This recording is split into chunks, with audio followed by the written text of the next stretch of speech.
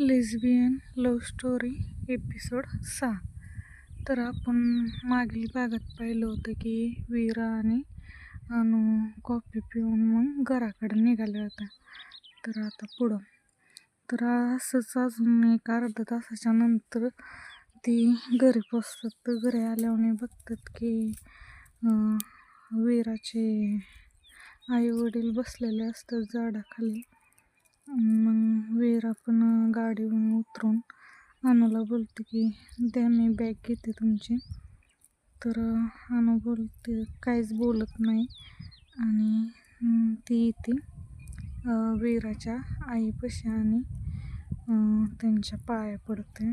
तर वीराची आई लक्ष्मीबाई बोलतात की मग अनु कसं वाटलं घरी गेल्यावर, बरं वाटलं ना? आई वगैरे तुझे बाबा कसे आहेत नाही, बरं आहेत ना, त्यांची तब्येत वगैरे सगळं विचारते. तर अनु बोलते की हो आई, सगळं काही ठीक आहे आणि आई बाबा पण चांगले आहेत. आई बाबांनी पण तुम्हाला एखाद्या दिवशी मी घरी जेवायला बोलवलेलं आहे. तर जेव्हा तुम्हाला टाईम भेटेल तेव्हा तुम्ही जाऊन या. बाबांचा निरोप होता तो द्यायला सांगितलं होता त्यांनी तुम्हाला. तर त्याच्यानंतर वीरा पण गाडी पार्क करून टू व्हीलर त्यांच्या रोजच्या जागेवरती लावून ती पण मग बाबांपाशी येऊन बसते. तर बाबा विचारतात वीराला की मी प्रवासात काय अडचण वगैरे नाही ना आली, कसं सासरवाडी कसं जाऊन वाटलं सासरवाडी.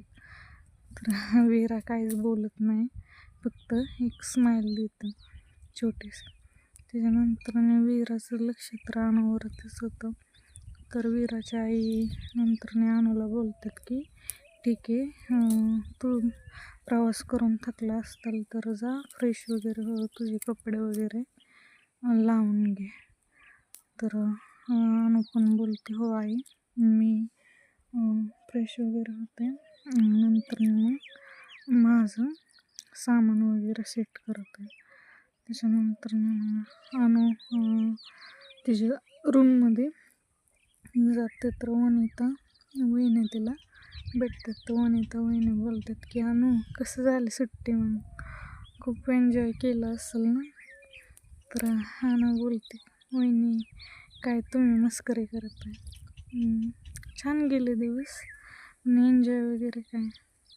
तर वनिता वहिनी बोलते की ठीक आहे मी असंच बोलत होते, दमले असतील प्रवास करून तर जा फ्रेश वगैरे हो, मग नंतर या. तर मग अनु पण जाते रूममध्ये आणि फ्रेश वगैरे होते. फ्रेश वगैरे झाल्याच्या नंतर त्याची काही जी बॅग असेल ती मी कपाटात लावायला घेते. तर अनुचं सगळं काय मी चालूच होतं. तर इकडं वीराला पण घाई लागली होती की रूममध्ये जायची. आता बघायला नवीन लग्न झालं होतं, तर मग काय तिला तर करमतच नव्हतं अनुशिवाय. अनु तिला सारखी लागत होती, म्हणजे तिच्या जवळ राहावं असं वीराला सारखं वाटायचं. त्याच्यानंतर बाबांबरोबर बोलून थोडंफार अजून 10-15 मिनिटांनी बाबांना वीरा बोलते की बाबा मी पण जाऊन फ्रेश वगैरे होते, गाडी चालवून मला पण थोडा कंटाळा आला तर मी पण आराम करून घेते. तर तिचे बाबा बोलतात हो जातो पण. तर वीरा रूममध्ये आल्याच्या नंतर बघते की अनुने सगळं काय तिचं सामान सेट केलेलं आहे. त्याच्यानंतर अनु बाहेरच म्हणजे निघण्याच्या तयारीत होती. तर वीरा रूममध्ये आल्याच्या नंतर अनुला बोलते की झालं का तुमचं सामान लावून, नसलं झालं तर मी काही मदत करू का? तर अनु बोलते की त्याची काही गरज नाही, माझं झालेलं आहे.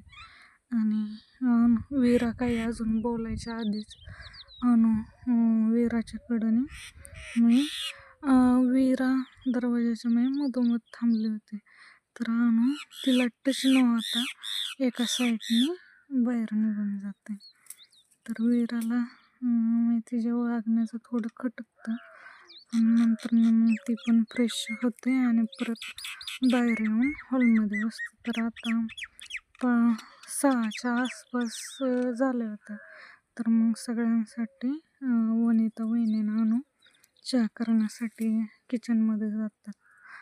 तर किचनमध्ये गेल्याने त्यांचं बोलणं चालू होतं आणि स्वयंपाकात संध्याकाळचं काय करायचं ते त्यांचं बोलणं चालू होतं.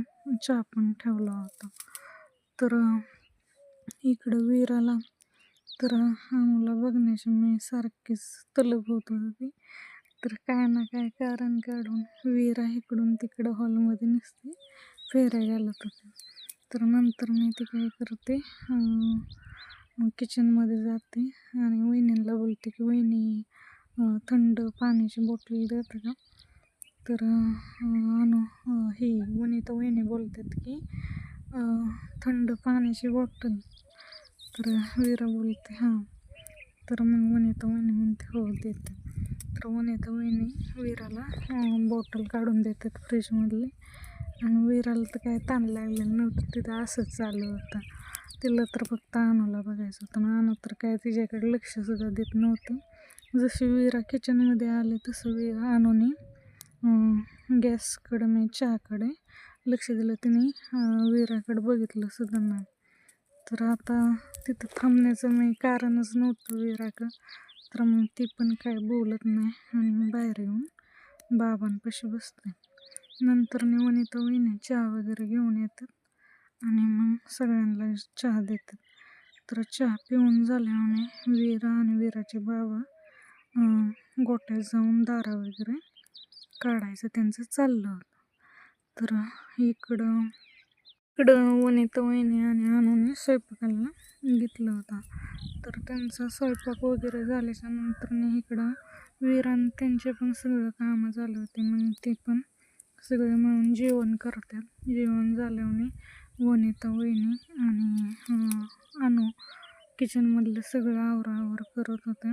त्याच्यानंतर अनु उरकून तिच्या रूममध्ये जाते आणि ती झोपण्यासाठी खाली जमिनीवरती तिथं मी बिछाना टाकत होते. तर वीरा पण थोड्या वेळाने रूममध्ये येते आणि रूममध्ये आल्यावरती बघते की अनु खाली फ्लोअरवरती हातरून टाकून झोपलेली आहे. तर वीरा अनुला बोलते की तुम्ही खाली का झोपले, तर वरती का नाही झोपणं, तुम्हाला काय प्रॉब्लेम होते का, मी खाली झोपायची सवय आहे का. तर मी वीराचं एकामागे एक प्रश्न चालूच होते. तर अनुला मी राग येतो. वीरा बोलायची बंदच होत नव्हते. तर अनु डायरेक्ट उठून बसते आणि वीराला बोलते की तुमचं चालू काय आहे, तुम्ही त्रास का देताय मला. मी आल्यापासून बघते नसतं तुम्ही माझ्या मागं फिरता. तुम्हाला कसं काय वाईज तुमच्या मनाला काय वाटतं सुद्धा कसं नाही. वहिनी देखील किती मला मगाशी हे करत होतं. तुम्हाला आल्यापासून बघते तुम्ही नुसतं माझ्या मागं फिरता. तर वीरा तर काय बोलतच नाही. तर अनु बोलते की मला त्रास द्यायचं बंद करताल का तुम्ही. मला खाली झोपायची सवय, तर मी खाली झोपणार. तुम्हाला झोपायचं असलं तर वरती झोपा. तर वीरा काहीच बोलत नाही.